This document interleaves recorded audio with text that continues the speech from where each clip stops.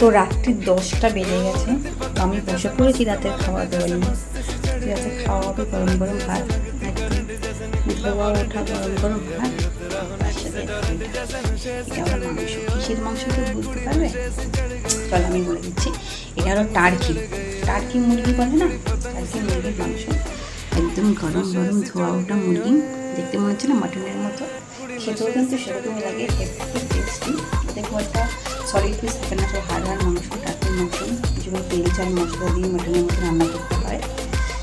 টার্কির মাংস আর গরম ভাত আর মাংস নিয়ে বসে পড়েছি। বললামই তো কিসের মাংস। মাংস সত্যি খেতে পারলাম, প্রথমবার খাচ্ছি, ভীষণ টেস্টি।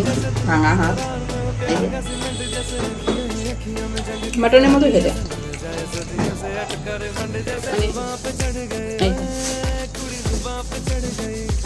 মানে মশলা দিয়ে কষি কষি রান্না করতে হবে, তাহলে টেস্ট হবে।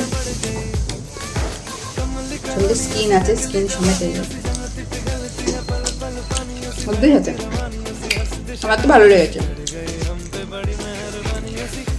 বেশি ঝোল না, একটু গামাখা গামাখা হবে, ভালো লাগবে। গরম ভাত দিয়ে দারুণ টার্কির মাংস।